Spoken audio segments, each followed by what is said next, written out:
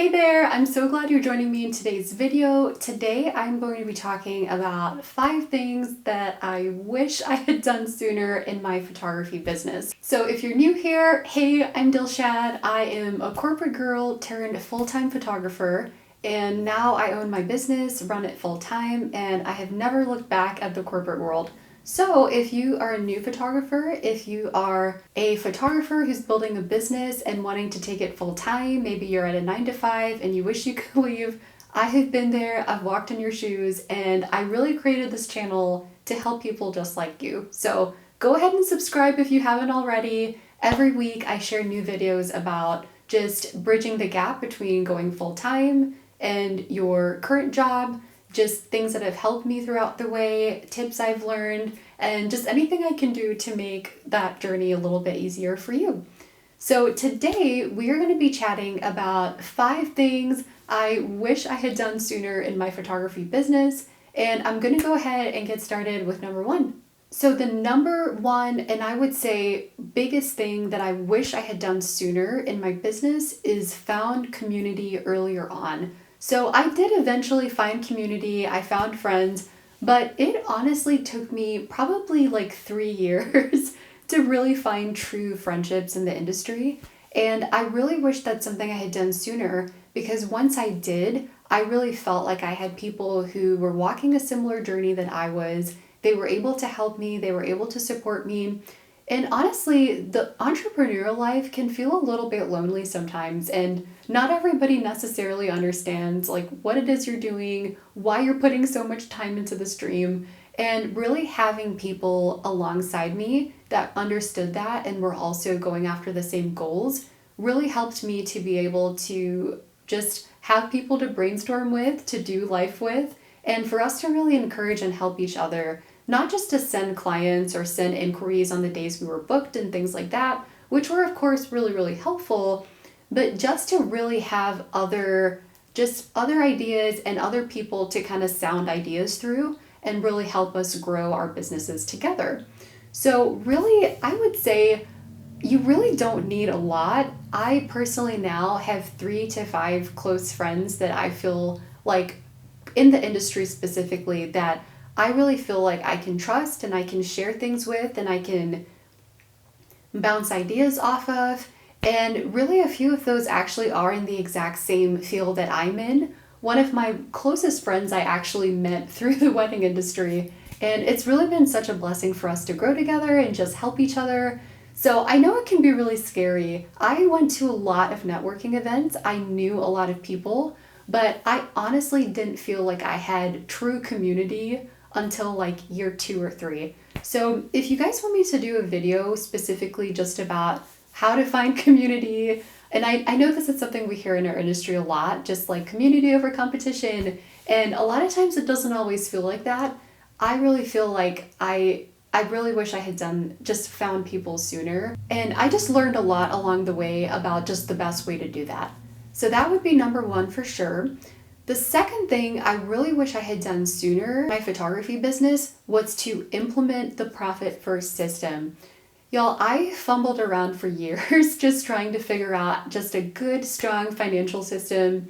I was always really attentive to how I spent money. I definitely didn't spend like crazy on my photography business. I invested in education, in mentorships, in gear, in things that definitely were necessary for the business alongside with operating expenses. But I do really wish that I had read Profit First earlier than when I finally did. And it was just such a simple system to implement that really helped me not only save and make sure that I was allocating enough for taxes and different expenses, but to really actually see from a bird's eye view how, like, what is my business actually bringing in? What areas do I need to focus on?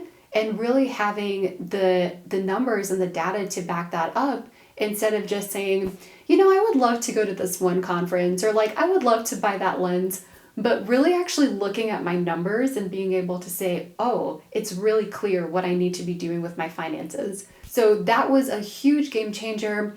And I'm actually thinking about doing a specific video about just how I implemented Profit First for a photography business. So I would absolutely love to get any questions or just any kind of problem areas you feel like you've encountered with anything like that, and just create some resources to help you out with just having a good financial system in place. Okay, the third thing I wish I had done from the very beginning when I started my photography business is to just use Showit for my website hosting. And the reason I say this is because I feel like I fumbled around so much with other website builders.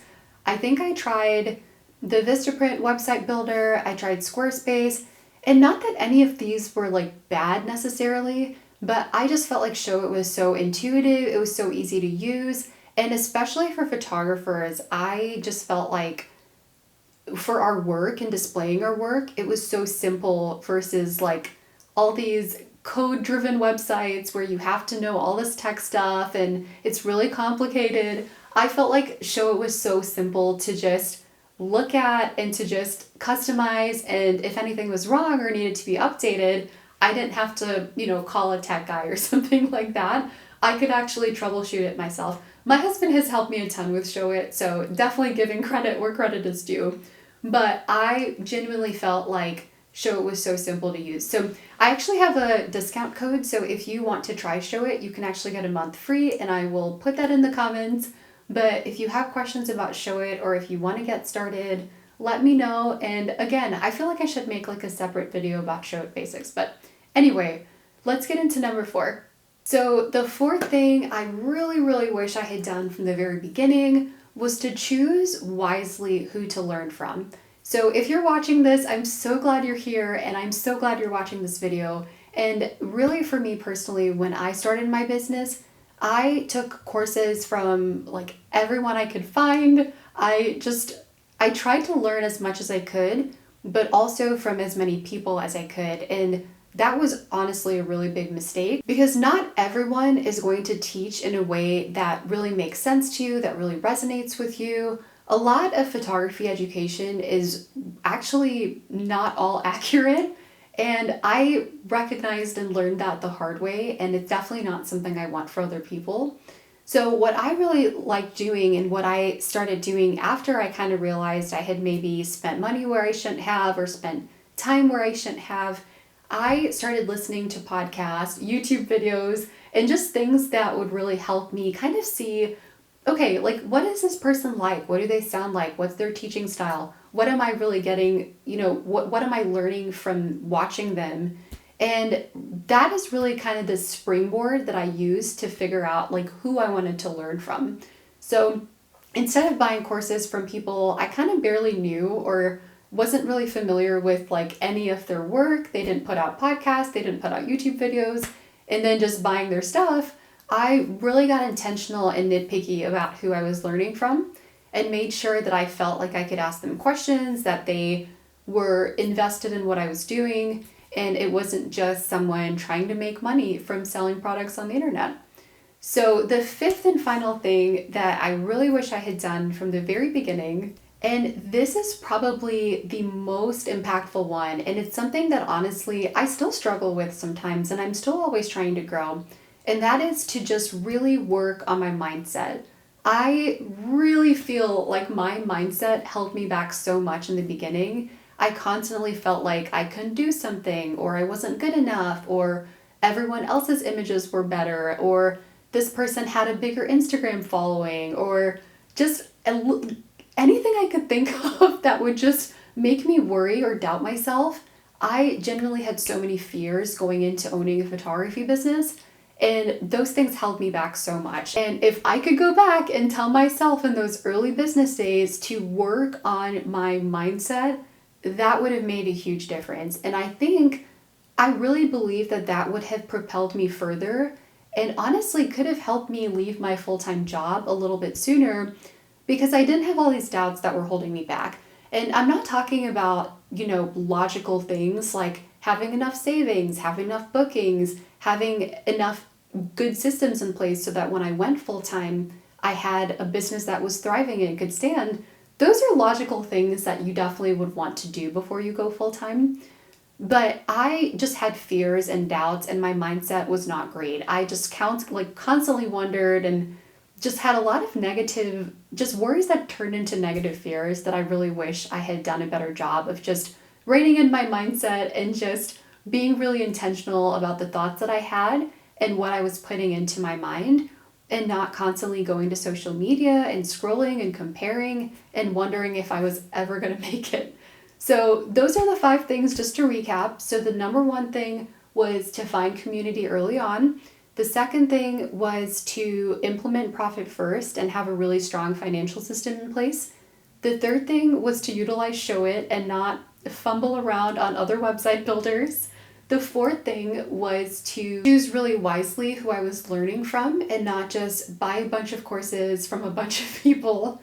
And then the fifth one was to just really work on my mindset and make sure that I was really in a place where I was telling myself things that were positive and that were helpful, instead of constantly doubting myself and just wondering if I could actually do the things that I want to do. Because the fact is, and I'm sure you've heard this before, that whether you believe you can do it or not, you're right. And I really started to take that to heart and really told myself I could do it, and really tried to reframe my thoughts instead of constantly doubting myself. But it's a journey. So thanks for watching, and if you haven't subscribed yet, I would love to have you here. I drop new videos every week. So if you have any questions, if you have any ideas, if you have any videos you want me to make, feel free to leave those in the comments, and I'll see you next time.